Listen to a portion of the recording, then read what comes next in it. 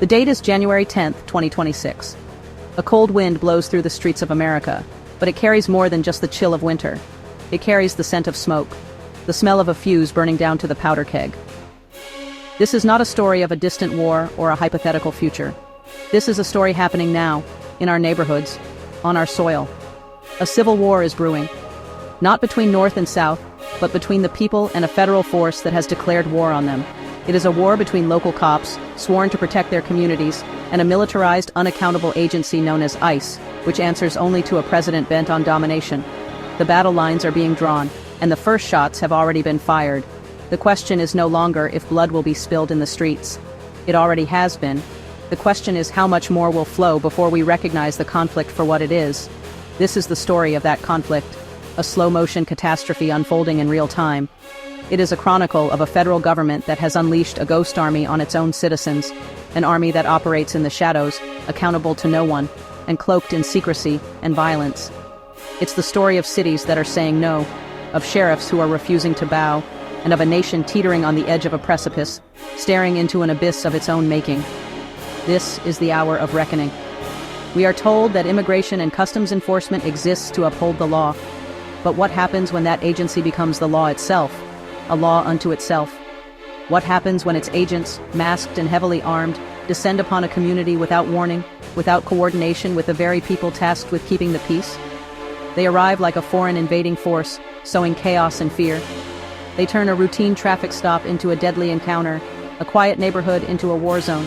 This is the new reality in cities across the United States. A shadow war is being waged against us, and the first casualties are the truth and the trust we place in those who wear a badge. This essay is a warning. It is a documentation of the brave few who are standing up against this tide of federal overreach. It is a memorial for those who have already fallen. It is an indictment of a system that has allowed a law enforcement agency to become a weapon against the very people it is supposed to serve. The stakes could not be higher.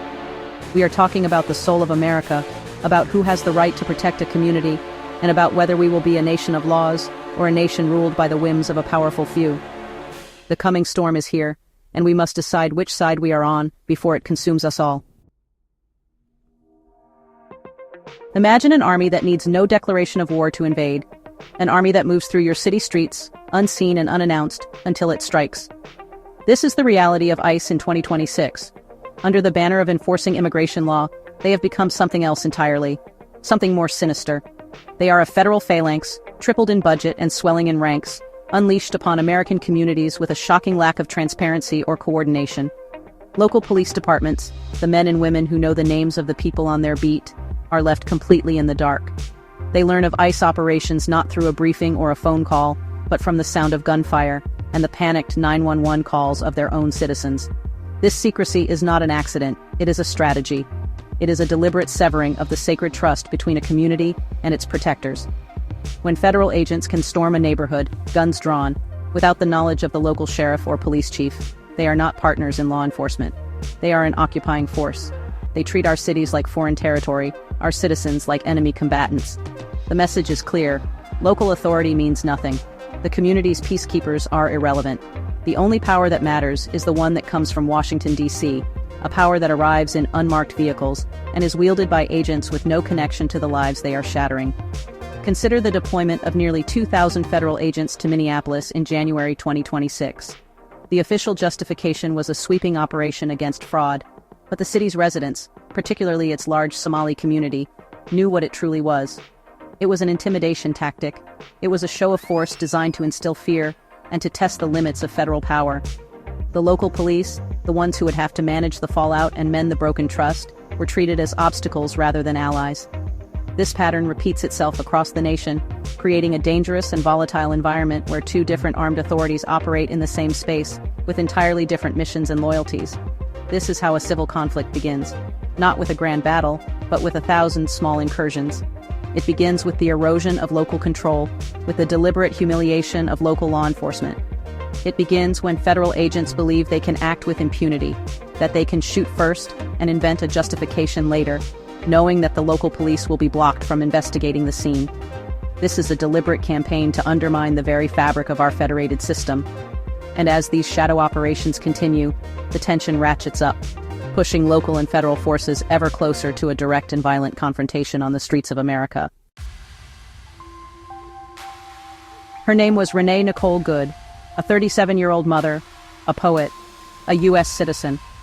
She was not the target of any investigation. She was simply driving her SUV in South Minneapolis on a cold January day, less than a mile from the sacred ground where George Floyd's life was stolen. And then, she was gone, shot and killed not by a criminal, but by a federal ICE agent. Her death was not just a tragedy, it was a fabrication, a lie crafted by the highest levels of our government and disseminated as truth. A lie that unraveled almost as quickly as it was told, exposing the rot at the core of this new federal force. The official story came swiftly from the top. President Trump and his Homeland Security Secretary Kristi Noem painted Renee Goode as a villain. They claimed she was a domestic terrorist. They insisted she had weaponized her vehicle, a phrase that has become a chillingly familiar refrain. They told the world she tried to run over federal officers, leaving them no choice but to use deadly force. It was a neat, clean narrative designed to justify the unjustifiable. It was a story meant to silence questions and preempt outrage. But it was a lie. A brutal, calculated lie told about a dead woman who could no longer speak for herself. Then, the truth began to seep out, like blood from a mortal wound. Eyewitnesses came forward. Cell phone videos surfaced. The images they captured told a different story. They showed an agent trying to pull Renee from her vehicle. They showed her SUV reversing slowly, then inching forward. They showed another agent shouting, "Stop!" and then, almost immediately, firing 3 shots into the car. Use of force experts, men and women who have spent their lives studying these moments, watched the footage and saw no imminent threat. They saw what they called officer-created jeopardy, a situation where agents escalate a scenario until they feel justified in pulling the trigger. The city of Minneapolis refused to accept the federal government's propaganda. Mayor Jacob Frey and Police Chief Brian O'Hara looked at the evidence and saw a profound contradiction of everything their officers are trained to do. They saw an unnecessary killing. They knew that federal authorities had blocked their own police force from properly investigating the crime scene, a stunning breach of protocol and respect. The death of Renee Goode became more than a single incident. It became a symbol of a federal agency running amok, a symbol of a government that would rather invent a domestic terrorist than admit its agents killed an innocent mother in the street. In the hallowed halls of power, some voices ring louder than others. They are the voices of conviction, of courage, of those who refuse to be silent in the face of injustice. Sheriff Rochelle Ballal of Philadelphia is one of those voices. A black woman elected to lead law enforcement in the city of brotherly love, she has become a central figure in the resistance against federal overreach. When news of Renee Goode's killing and the federal government's subsequent lies spread, Sheriff Ballal did not offer platitudes or defer to federal authority. She stood before the nation and spoke a truth so raw and so powerful it shook the very foundations of the debate. "I'm Rochelle Ballal, the sheriff of the city and county of Philadelphia," she declared, her voice resonating with righteous anger. "And I say her name, Renee Goode, Renee Goode, Renee Goode." In that moment, she was not just a sheriff. She was the conscience of a city, the voice for a woman silenced forever. She then delivered the line that would become a rallying cry for a growing movement of local defiance. She called ICE what she saw them as, fake made-up ICE, probably Trump's new army to attack citizens of the United States. It was a stunning indictment, a declaration of war against a rogue federal agency from a duly elected keeper of the peace. Her words were not chosen lightly. They were a direct challenge to the legitimacy of ICE's operations.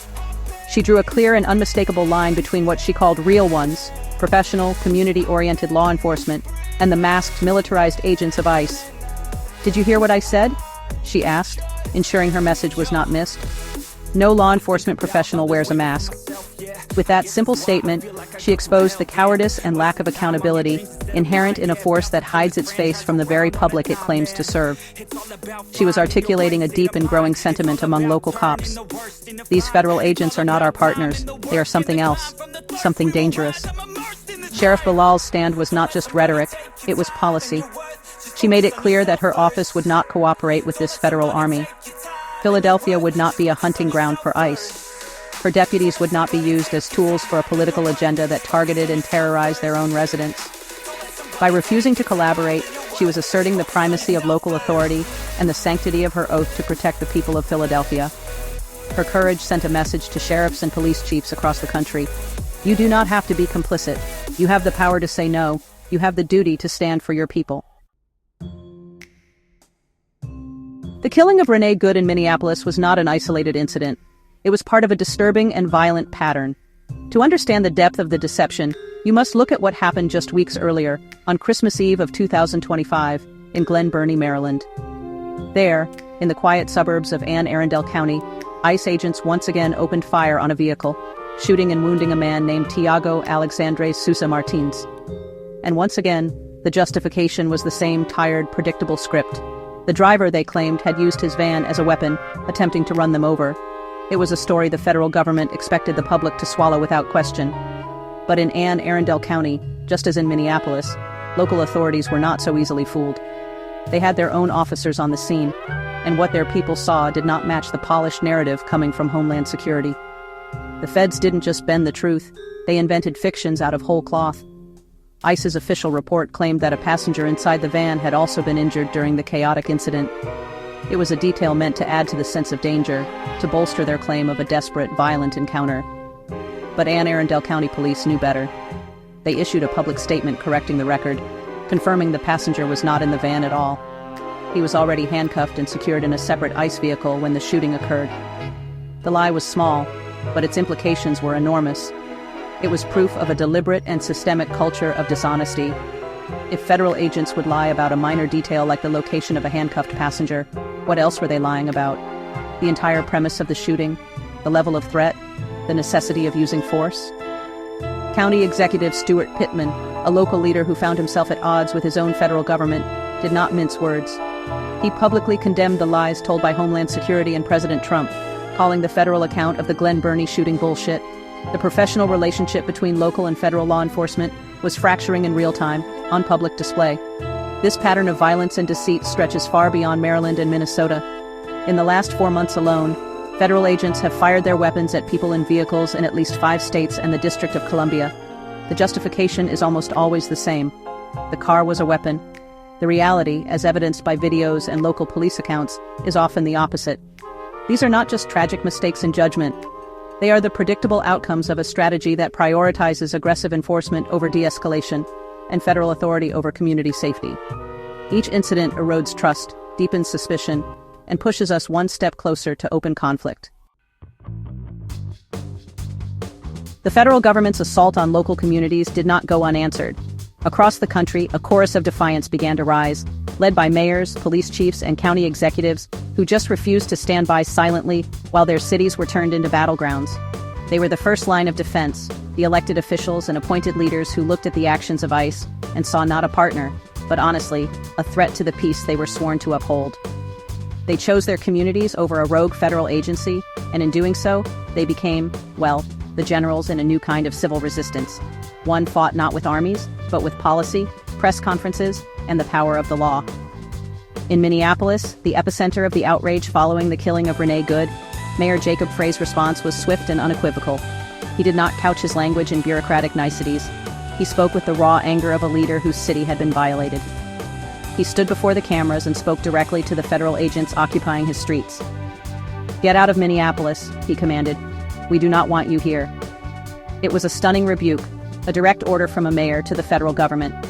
He called out the lies, the propaganda, and the danger that ICE's presence posed to his citizens. He was choosing to fight for his city. This spirit of resistance was not confined to Minneapolis. In Anne Arundel County, Maryland, the blatant falsehoods surrounding the Glen Burnie shooting pushed County Executive Stuart Pittman to publicly condemn not just ICE, but the president himself. He refused to let the federal narrative go unchallenged, using his platform to expose the lies and stand with his local police force.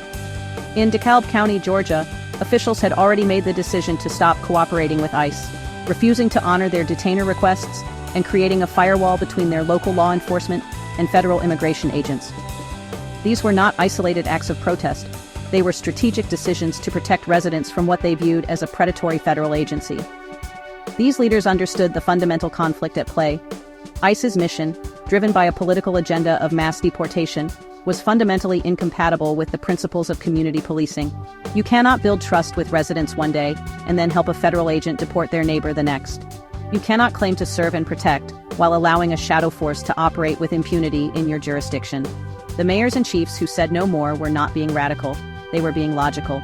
They were upholding their oath of office by defending their communities from a clear and present danger, even when that danger wore a federal uniform. In this unfolding drama of a nation at war with itself, a powerful and undeniable truth has emerged. Black women in law enforcement are standing on the front lines, not as aggressors, but as protectors of justice and community. They are women like Philadelphia Sheriff Rochelle Bilal, who have risen through the ranks of a system that was not always welcoming, and who now wield their authority not as a weapon, but as a shield for the people they serve. They understand, perhaps more deeply than anyone, the difference between true public safety and the oppressive force of unaccountable power. Their leadership is not a footnote in this story, it is the headline. Sheriff Bilal's bold declaration against ICE was not just a political statement, it was a reflection of a lived experience. In a world where law enforcement has so often been a source of fear and oppression in Black communities, she represents a different path. A path where the uniform is a symbol of trust, not terror. When she contrasted the real ones in law enforcement with the fake made-up ICE, she was speaking from a place of profound understanding. She knows what it takes to build bridges with a community, to earn its trust one conversation, one act of service at a time. And she sees ICE's tactics, the secrecy, the masks, the indiscriminate violence, as a direct assault on that hard-won trust. These women are redefining what it means to be a leader in law enforcement. They are rejecting the old militaristic models of policing that have failed so many communities, and are instead championing an approach rooted in accountability, transparency, and a genuine commitment to public service. They see their role not just as enforcing laws, but as upholding justice. This is why the actions of ICE are so offensive to them. It is a perversion of their profession. It is a federal agency co-opting the symbols of law enforcement to carry out a mission of fear, and in the process, endangering the lives of both citizens and local police officers. Their courage is a beacon in these dark times. By standing up to the immense pressure of the federal government, they are providing a blueprint for resistance for others to follow. They are demonstrating that true strength lies not in brute force, but in moral clarity. They are showing the nation that the most effective way to protect a community is to stand with it, not against it. As this conflict escalates, the leadership of women like Sheriff Bilal will become ever more critical. They are the guardians at the gate, the brave voices reminding us of the promise of what law enforcement can and should be, even as a shadow army threatens to tear it all down. The government's lies and ICE's violence could not be contained. Like a contagion of truth, the outrage that began on the cold streets of Minneapolis quickly spread across the nation. The people would not be silent. They would not allow the name of Renee Good to be slandered and forgotten. They would not stand by as a federal army occupied their cities. A wave of mass protests, born of grief and fury, erupted, transforming local incidents into a national crisis. The people themselves became the ultimate check on a power that had run rampant, their voices and their bodies a living testament to the spirit of resistance. In Minneapolis, the city became a tinderbox. Thousands poured into the streets, their chants echoing through the downtown canyons. They marched to the site where Renee Good was killed, turning it into a sacred space of memory and defiance. The protests were so massive, so sustained, that the Minneapolis School District was forced to cancel classes, concerned for the safety of its students amid the escalating tensions. The city was on edge, a community grieving and enraged, staring down a massive federal presence that refused to back down. Minnesota's own governor, Tim Walz, had to plead with citizens not to take the bait that might give the federal government an excuse to declare martial law, a chilling admission of the crisis at hand. The fire lit in Minneapolis soon leaped to other cities. In Los Angeles, in New York, in Philadelphia, and beyond, solidarity protests sprang up. People from all walks of life saw the events in Minnesota not as a distant news story, but as a preview of what could come to their own hometowns. They saw the pattern of ICE aggression, the lies, the lack of accountability, and they understood that this was not just about immigration. It was about the fundamental rights of all citizens to be safe from their own government. They chanted Renee Good's name and held signs demanding ICE out of our cities. The movement was growing. This popular uprising represents the last best hope for turning the tide. When official channels fail, when one branch of government declares war on another, it is the people who serve as the final arbiter. The public outrage has put the federal government on notice. It has bolstered the courage of local leaders and exposed the lies of federal officials to the entire world. The protests are a clear and powerful signal that the American people will not tolerate a secret police force operating in their midst. They are a promise that every act of federal overreach will be met with resistance, and that the fight for the soul of our communities has only just begun. We stand today, January 10th, 2026, on a knife's edge. The story is not over. The final chapter has not been written. The conflict between a militarized federal force and the local authorities sworn to protect their communities is escalating daily. The question is no longer academic. It is real, it is here, and it is drenched in the blood of American citizens. The path we are on leads to only one destination: a new American Civil War. A war fought street by street, jurisdiction by jurisdiction, between those who believe in community and those who believe only in command. The storm is coming, and honestly, we are not prepared for the fury it will unleash. What happens next? What happens the next time masked federal agents, without warning, try to snatch someone from a street in Philadelphia, and Sheriff Rochelle Bilal's deputies intervene to stop them? What happens when a mayor, like Jacob Frey in Minneapolis, uses local ordinances to obstruct a federal operation, and the federal government decides to arrest him for it? These are not far-fetched fantasies. They are the logical next steps in a conflict that has been deliberately engineered by a presidential administration seeking to consolidate power and crush dissent. The potential for a firefight between American law enforcement officers is no longer unthinkable. It is tragically plausible. We must champion the true defenders of justice: the local sheriffs, the police chiefs, the county executives, and the mayors who have had the courage to say no. They are the thin blue line that now stands not just between order and chaos, but between a free republic and a federal police state. They are upholding their oaths in the face of immense pressure, and they need our support. Their resistance is the only thing preventing the complete federalization of law enforcement in this country. They are fighting for the principle that public safety must be local, accountable, and rooted in the consent of the governed, not imposed from above by a faceless, unaccountable army. This is our final warning. The choice is stark. We can continue down this path, where every traffic stop is a potential federal flashpoint, where every community is a potential battleground, and where the blood of our neighbors stains the pavement. Or we can rise up, support our local leaders, and demand the dismantling of this rogue agency that has become Trump's personal army. We must choose, because the storm is here. The winds are howling. And if we do not act, if we do not stand with the brave defenders of our communities, we will all be swept away in the bloody deluge that is to come.